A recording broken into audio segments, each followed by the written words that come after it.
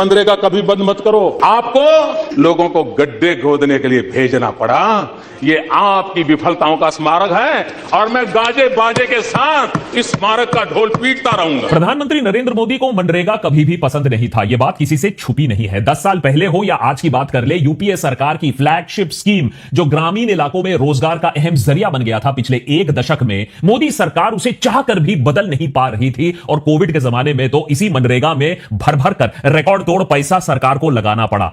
अब फाइनली जाकर 11 साल बाद सोल्यूशन मिला है। बिल को ही बदल दो, गांधी का नाम हटा दो, अपना बना दो इस बिल को। इसी बदलाव को अब संसद ने जबरदस्त स्पीड पर मंजूरी भी दे दी। को पारित किया जाए, जो सदस्य के पक्ष में आ गए, जो सदस्य वो भी आ गए, मेरे विचार में निर्णय हवालों के पक्ष। बिना डिटेल डिस्कशन किए, बिना ऑब्जेक्शंस को नोट किए, सरकार ने यूपीए एरा के सबसे बड़े और सबसे सफल कार्यक्रम का नाम अब बदल दिया है। Mahatma Gandhi national rural employment act अब बन गया है Viksit Bharat guarantee for Rozgar and Ajeevika mission Gramin, यानी VBG RAM G. Former union minister और senior Congress leader P Chidambaram, जिन्होंने इस बिल मनरेगा को 10 साल पहले संसद में प्रस्तावित किया था, उनका अब कहना है कि बीजेपी सरकार का यह कदम हमारे राष्ट्रपिता की दूसरी हत्या है, सेकंड असैसिनेशन है। चिदम्बरम का मानना है कि नेहरू की लेगेसी को कलंकित करने के बाद अब सरकार महात्मा गांधी पर फोकस कर रही है, उनके लेगेसी को मिटाने की कोशिश कर रही है, जिससे आने वाली पीढ़ी बापू के बारे में जान तक ना पाए।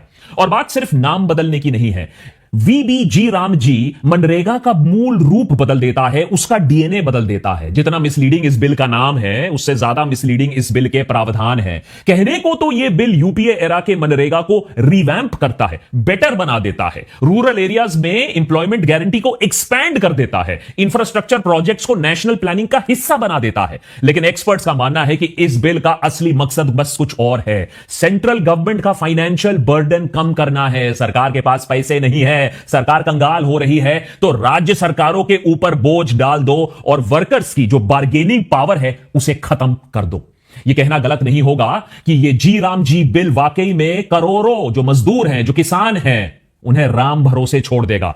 देशभक्त के आज के एपिसोड में इस नए बिल को डिटेल में समझेंगे, डिकोड करेंगे, क्या है इसके नए प्रावधान, क्या इस नए बिल की जरूरत थी, इससे बदलता क्या है, अगर मनरेगा को अपग्रेड करना था तो नाम क्यों हटा दिया महात्मा गांधी का, क्या सच में मनरेगा की रिवैम्प की दरकार थी, और अगर थी तो अब देखते हैं कि क्या इस बिल में क्या क्या चेंजेस हैं, बदलाव हैं, क्या यह बेटर है या अल्टीमेटली सिर्फ एक ही एजेंडा था, गांधी की लेगेसी को खत्म करना, उसे असैसिनेट करना। नेता टाइप आधा काम मत करो, सब्सक्राइब के साथ साथ बेल आइकॉन भी दबाओ। नए कानून को समझने और सरकार के एजेंडे को डिकोड करने से पहले एक नजर हमें मनरेगा पर डालना होगा। आखिर बेहतर क्या किया सरकार ने, पहले उसे तो देख लें।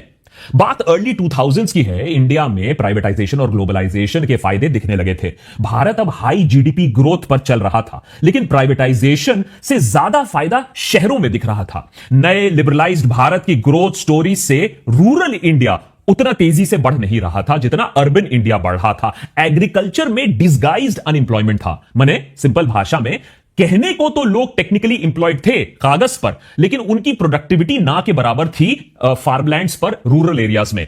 नॉन फार्म रूरल जॉब्स बहुत ही कम थे और उसके ऊपर मौसम की मार, क्रॉप फेलियर, इसकी वजह से शहरों की तरफ माइग्रेशन हो रहा था, शहरों की तरफ पलायन हो रहा था। अब यह ना देश की इकोनॉमी के लिए अच्छी खबर थी और ना शहरों के इंफ्रास्ट्रक्चर के लिए। इस बैकड्रॉप में 2005 में प्रधानमंत्री मनमोहन सिंह की सरकार अपना flagship national rural employment guarantee act लेकर आती है। यह उस वक्त दुनिया का पहला ऐसा कानून था जिसमें एम्प्लॉयमेंट को चैरिटी समझकर नहीं बल्कि लीगल राइट बनाया गया था। नरेगा का कोर आइडिया सिंपल था, अगर कोई रोजगार ढूंढ रहा है, मजदूरी करने के लिए तैयार है, मेहनत करने के लिए तैयार है, तो सरकार का फर्ज बनता है कि उसको काम ढूंढकर दे, उसे रोजगार दे। और अगर सरकार उसे काम देने में असफल रहती है तो सरकार का काम होता है उसे अनएम्प्लॉयमेंट अलाउंस देना। यह एक फंडामेंटल शिफ्ट था वेलफेयर से राइट बेस्ड फ्रेमवर्क की तरह, कि काम करना मेरा अधिकार है और उस काम को ढूंढना सरकार की जिम्मेदारी है। और इसका पहला स्टेप था राइट टू वर्क। नरेगा के तहत हर रूरल हाउसहोल्ड को साल में 100 दिन की गारंटीड वेज एम्प्लॉयमेंट दी गई। काम लोकल लेवल पर होने लगा, माने 5 किलोमीटर के रेडियस में, ताकि माइग्रेशन ना हो, पलायन ना हो बड़े शहरों की तरफ। वेजेस मिनिमम वेज के आसपास फिक्स किए गए। पेमेंट भी टाइम बाउंड होना था, 15 दिन के अंदर अंदर। और काम का फोकस था गांव में प्रोडक्टिव एसेट्स बनाना। जैसे वाटर कंजर्वेशन पर काफी फोकस था, तालाब खुदवाना, चेक डैम्स बनवाना, रूरल रोड्स का निर्माण करना वगैरह वगैरह। फाइनली इस स्कीम की सबसे इंपॉर्टेंट बात थी इसका इंप्लीमेंटेशन, जो कि पंचायती राज इंस्टीट्यूशन के जरिए होना था। लेकिन इसके लिए जो पैसे हैं, स्पेशली जो वेजेस हैं, जो उसका खर्चा था, वो सेंट्रल गवर्नमेंट ने उठाने का फैसला किया। इसके 2-3 क्लियर फायदे सामने आते हैं। नंबर 1, जिसको काम चाहिए उसको उसके गांव में काम दिया जा रहा था। नंबर 2, लोगों को इंप्लॉयमेंट देने के लिए local government local infrastructure project शुरू करने लगी, जिससे ओवरऑल रूरल डेवलपमेंट को बूस्ट मिला। और फाइनली पॉइंट नंबर 3, मजदूरों की बार्गेनिंग पावर, वो जो शक्ति है वो बढ़ने लगी कि अगर ठेकेदार काम नहीं देता है, जोर जबरदस्ती करता है, तो कम से कम मेरे पास सरकार से कुछ गारंटीड काम तो मुझे मिल जाएगा, मैं भूखा नहीं मरूंगा। ठीक जैसे एमएसपी का फॉर्मूला होता है, ओपन मार्केट में मुझे अगर अपने फसल का दाम नहीं मिलता है तो मैं सरकारी मंडी में तय दामों पर अपना अनाज बेच सकता हूं। 2006 में 200 डिस्ट्रिक्ट से शुरू हुई यह स्कीम 2008 माने सिर्फ 2 साल के अंदर अंदर पूरे देश में रोल आउट हो जाती है। 2009 में नरेगा में महात्मा गांधी का नाम जोड़ दिया जाता है, मनरेगा बना दिया जाता है। 2010-11 तक 5.5 करोड़ से ज्यादा हाउस होल्ड्स हर साल मनरेगा के अंदर काम मांगने लगे। हर साल 250 to 280 करोड़ पर्सन डेज की इंप्लॉयमेंट जनरेट होने लगी। टोटल स्पेंडिंग की बात करें तो 40 to 45,000 करोड़ एनुअली के आसपास इसका खर्चा पहुंच जाता है। और वर्कफोर्स का आधा हिस्सा, जी हां, आधा हिस्सा महिलाओं का होता है, जो कि ग्लोबल पब्लिक वर्क्स प्रोग्राम में एक ऐतिहासिक स्तर बन जाता है। उसके ऊपर ST/SC पार्टिसिपेशन भी अच्छा खासा होता है, करीबन 40% के आसपास, जो यह बात दिखाता है कि स्कीम सबसे मार्जिनलाइज तबकों तक पहुंच रहा था। नंबर्स के अलावा इस स्कीम का सबसे बड़ा इंपैक्ट होता है डिस्ट्रेस माइग्रेशन को स्लो डाउन करना। राजस्थान, उड़ीसा, छत्तीसगढ़, झारखंड जैसे स्टेट में सीजनल माइग्रेशन कम होने लगा। एवरेज रूरल वेजेस भी ऊपर जाने लगे, माने प्राइवेट फार्म वेजेस को भी मनरेगा का प्रेशर महसूस हुआ। उन्हें भी लोगों को ज्यादा पैसा देना पड़ा काम करवाने के लिए। यह एक बहुत बड़ी एक अचीवमेंट थी।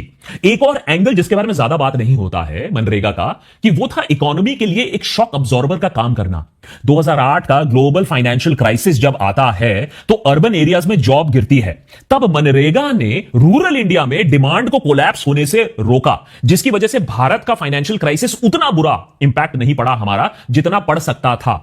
बाय द वे, इसी लॉजिक से मोदी सरकार ने कोविड काल में भी मनरेगा पर खूब पैसा लगाया, ताकि गांव जाकर वर्कर्स को कुछ आमदनी तो मिले, उन्हें भूखा ना मरना पड़े। लेकिन ठीक है, सरकारी प्रोजेक्ट है मनरेगा, तो दिक्कतें तो आएंगी, परफेक्शन तो नहीं है। मनरेगा फ्लॉलेस स्कीम नहीं था, बहुत सारी प्रॉब्लम्स थी। इसका सबसे बड़ा प्रॉब्लम था डिलेड पेमेंट्स। कई स्टेट्स में वेजेस 30, 50, 60 दिनों के बाद मिल रही थी, जो सीधा सीधा इस लॉ के प्रावधान के खिलाफ था। करप्शन और घोस्ट वर्कर्स के केसेस भी भर भर कर सामने आने लगे। फिर मनरेगा के तहत बन रहे एसेट्स की क्वालिटी भी कुछ खास नहीं थी, इसको डिफेंड नहीं किया जा सकता है। कुछ जगह ड्यूरेबल इंफ्रास्ट्रक्चर जरूर बना, लेकिन कई जगहों में सिर्फ गड्ढे खोदे गए और वापस वो गड्ढे भर दिए गए। फिर प्लानिंग कैपेसिटी भी पंचायत में उतनी अच्छी तो हो नहीं सकती है, जिस वजह से ये काम का जो सिलेक्शन होता था वो काफी ब्यूरोक्रेटिक होता था, अनप्रोडक्टिव होता था। लेकिन यहां एक क्रूशियल बात मिस नहीं होनी चाहिए, और वो ये कि ये जो सारी प्रॉब्लम्स थी ये इंप्लीमेंटेशन की थी। कॉन्सेप्ट रॉक सॉलिड था। और बाय द वे, 2012-13 के बाद Aadhaar based payment, social audits, digitisation के चलते बहुत सारे लूपहोल्स को बंद भी कर दिए गए। तो ये एक ऐसा इफेक्टिव स्कीम था जिसको हमने पिछले 1 दशक में देखा है, जो एक्चुअली लाभ पहुंचा रहा था। तो सवाल यह उठता है कि मोदी सरकार को इस पूरे एक्ट को, इस पूरे स्कीम को टॉप टू डाउन बदलने की जरूरत क्यों पड़ी? 2014 में मोदी सरकार के आने तक मनरेगा रूरल इंडिया का लाइफलाइन बन चुका था। इसीलिए मोदी सरकार इसके साथ ज्यादा छेड़छाड़ करना अफोर्ड नहीं कर सकती थी। हां, सरकार इस स्कीम से चिढ़ती जरूर थी, नो डाउट अबाउट दैट, लेकिन ज्यादा कुछ कर नहीं पाई उस समय।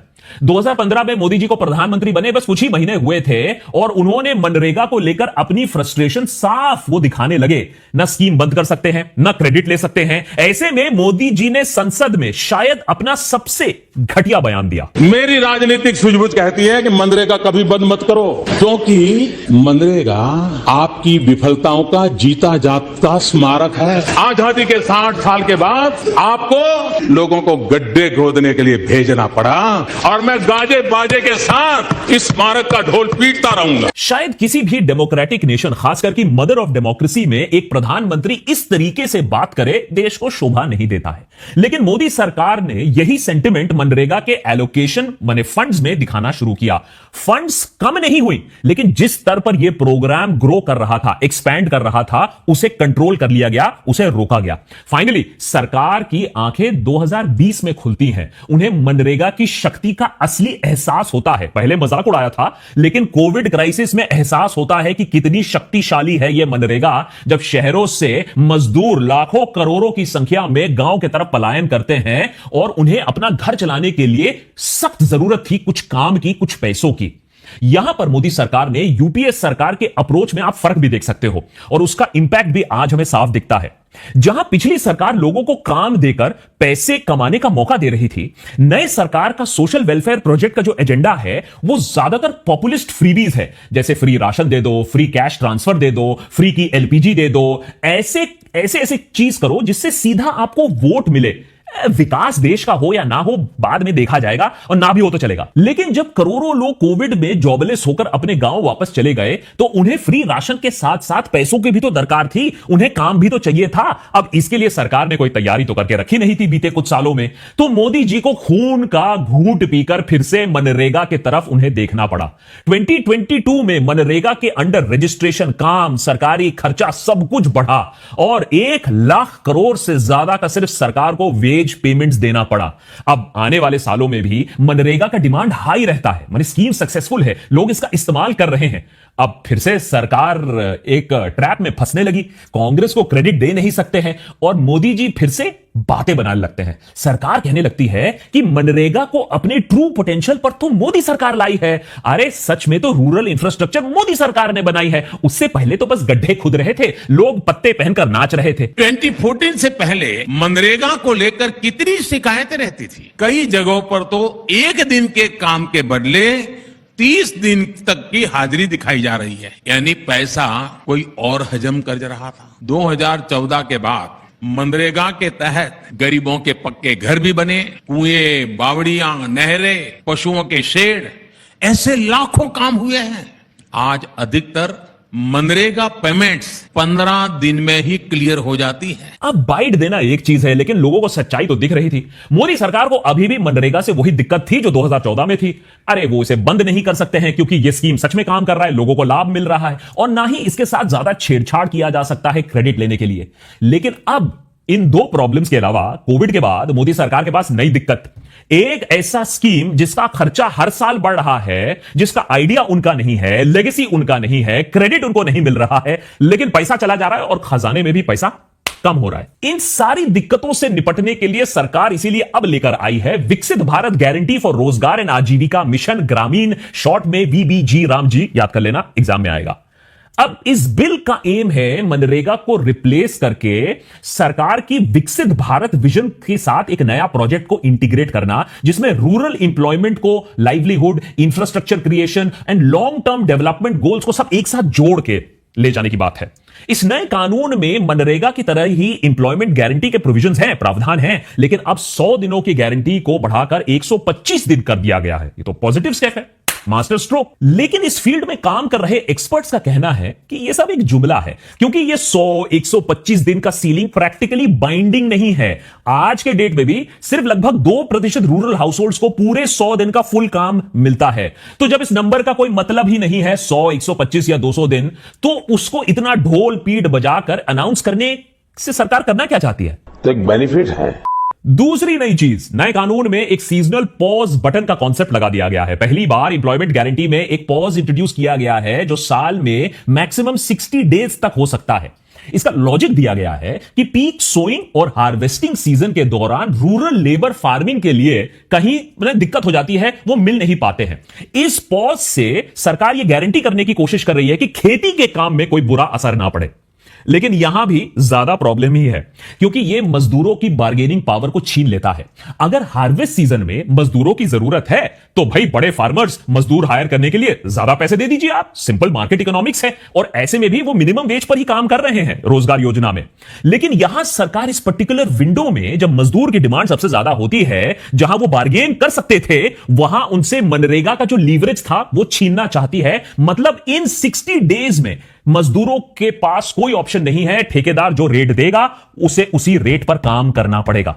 सरकार का मानना है कि नहीं, अगर पीक टाइम पर मजदूर महंगे हो जाते हैं तो ओवरऑल कॉस्ट ऑफ फार्मिंग बढ़ जाएगा, खेतीबाड़ी में प्रॉब्लम हो जाएगी, एग्रीकल्चरल क्राइसिस हो जाएगी। लेकिन सरकार के अपने ही डेलिब्रेशंस में यह बात साफ हो चुकी है कि अगर आप प्री कोविड ईयर्स में भी देख लो तो नरेगा की वेजेस से किसी की इनकम में कोई खास चेंज उतना नहीं आया है। रूरल वेजेस 2020 से पहले भी 3-4 सालों से स्टैग्नेट ही हो रहे थे। तो मनरेगा के बावजूद मजदूरों को अच्छा बार्गेन नहीं मिल पा रहा था, और अब आपने वो जो उनका हक था वो भी उनसे छीन लिया। बात यहां भी खत्म नहीं होती है। इस नए बिल के अंडर सेंटर के पास पूरी पावर्स हैं, लेकिन ऑलमोस्ट जीरो ऑब्लिगेशंस हैं। सारी जो जिम्मेदारियां हैं, रोजगार देना, अनएम्प्लॉयमेंट अलाउंस देना, डिलेड पेमेंट का जो कॉम्पनसेशन है वो देना, और यहां तक कि एडिक्वेट फंडिंग इंश्योर करना, सब स्टेट गवर्नमेंट के जिम्मे कर दिया गया है। सेंटर की डिस्क्रिशनरी पावर्स यहीं से शुरू हो जाती हैं कि स्कीम कहां और कब इंप्लीमेंट होगी, यह डिसाइड करने का अधिकार अब सिर्फ केंद्र सरकार के पास है। मोदी सरकार ने 2022 से वेस्ट बंगाल के मनरेगा पेमेंट्स को रोक के रखा है, होल्ड पे कर दिया है, कोई एक्सप्लेनेशन ना देकर। आप सोचिए आने वाले टाइम पर क्या हो सकता है। उन स्टेट्स में जी राम जी के काम के अप्रूवल को ही रोक देंगे जहां उनकी सरकार नहीं है, या जहां की सरकार से उन्हें दिक्कत है। तो एक बेनिफिट है। खैर, अब तक MNREGA open ended central funding scheme के प्रिंसिपल पर चलता था। नए बिल के under centre state wise normative allocation set करेगा। इन एलोकेशंस के अंदर 60-40 कॉस्ट शेयरिंग होगा सेंटर और स्टेट के बीच में। लेकिन उसके बाद अगर ज्यादा पैसा चाहिए तो पूरा का पूरा बर्डन किस पर? स्टेट पर होगा। एक्सपर्ट्स का मानना है कि नए फाइनेंशियल पैटर्न स्टेट्स के लिए मनरेगा प्रोजेक्ट्स को इंप्लीमेंट करने का जो इंसेंटिव है वो छीन लेगा।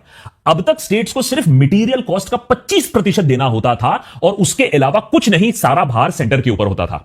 इस वजह से स्टेट्स के पास भी स्ट्रॉन्ग इंसेंटिव होता था स्कीम इंप्लीमेंट करने का। अरे भाई, लोगों को मदद मिल रहा है, उनको खर्चा पानी मिल रहा है, और सरकार से, जो सेंट्रल गवर्नमेंट से सारा पेमेंट आ रहा है। इस वजह से यह स्कीम अक्रॉस पार्टी लाइन पूरे देश में इंप्लीमेंट हो पाया था। लेकिन अब यह सब कुछ करने के लिए स्टेट्स को अपने पैसे लगाने पड़ेंगे, तो शायद इस स्कीम के पीछे का जो एंथुजियाज्म था, जो एनर्जी था, अब वो कम हो जाएगा। इस नए फंडिंग पैटर्न में एक और सीरियस प्रॉब्लम खड़ी होती है। बिल स्टेट्स को लीगली लायबल बनाता है कि अगर वो एम्प्लॉयमेंट देने में असफल रहती है तो अनएम्प्लॉयमेंट अलाउंस पे जो करना पड़ेगा, वो जो गारंटी है जो पहले सेंटर देती थी, अब वो राज्य सरकार को देनी पड़ेगी। माने जो केंद्र सरकार है उसने एक लीगली बाइंडिंग फाइनेंशियल ऑब्लिगेशन थोप दिया है राज्य सरकार के ऊपर। बताओ ऐसा क्यों किया? तो एक बेनिफिट है। अबे एडिटर, अबे मनरेगा के चक्कर में यूएपीए करवा देगा तू मेरा। लेकिन सवाल तो बनता है ना कि अगर सरकार के पास इतना फ्री का राशन बांटने का पैसा है, लोगों को 5-5 साल तक आप फ्री राशन दे रहे हो, किसानों को सीधा अकाउंट में पैसे पहुंचवा रहे हो, इलेक्शन से ठीक पहले महिलाओं के खाते में 10,000 रुपए पहुंचा रहे हो, तो इंप्लॉयमेंट गारंटी जैसे प्रूवन और सक्सेसफुल स्कीम पर खर्च करने के लिए पैसे क्यों नहीं है तुम्हारे पास? मतलब लोगों को बैठा के खिलाने का पैसा है, वो आइडिया अच्छा है, लेकिन अगर कोई काम करना चाहता है तो उसे देने के लिए पैसे नहीं है। अब भाई, फ्री का राशन देने से बाय द वे लोग सरकार को अपना माई बाप समझने लगते हैं, यह एंगल हो सकता है। इमोशनल होकर उसी पार्टी को वोट दे सकते हैं। लेकिन अगर आप लोगों को काम करवा के उन्हें पैसे दोगे तो हो सकता है लोग उसे वेलफेयर नहीं, अपना हक समझ ले। इससे उनके अंदर सरकार के लिए माई बाप वाली जो फीलिंग है वो उत्पन्न ना हो पाए, सरकार को वोट ना मिल पाए। बीजेपी को पता है कि हर साल खर्च करने से अच्छा है कि सिर्फ इलेक्शन से ठीक पहले पैसा लोगों के पास पहुंचा दो, लोग तुम्हें वोट दे देंगे। उसके बाद अगले 5 साल तक कुछ काम करने की जरूरत नहीं है। 5 साल बाद इलेक्शन साइकिल में हम फिर से वही काम रिपीट कर देंगे, बात खत्म। क्यों हर साल काम करना है, क्यों स्कीम चलाना है? अब ये जो जीराम जी बिल है, अब ये सक्सेसफुल होगी या मनरेगा को कंप्लीटली मार डालेगी अगले कुछ सालों में, ये तो देखने वाली बात है। लेकिन अगर आप यूपीए का जो दूसरा लैंडमार्क एक्ट है, जो कि आरटीआई एक्ट है, जिस तरीके से सरकार ने इसे खत्म कर दिया है, हो सकता है कि मनरेगा के साथ भी अगले 2-3 साल में आप ऐसा ही देखो। लेकिन उससे भी एक बड़ा सवाल है। मनरेगा में प्रॉब्लम है, ठीक है, आप उसे बदल दीजिए, लेकिन आपने नाम क्यों बदला? गांधी के नाम को हटा क्यों दिया? जी राम जी इसे क्यों बना दिया? क्या एजेंडा है सरकार का इस नाम बदलने में? यह एक चर्चा का विषय होना चाहिए। कल कोई और नई स्कीम लाने वाली होगी मोदी सरकार, गोडसे योजना।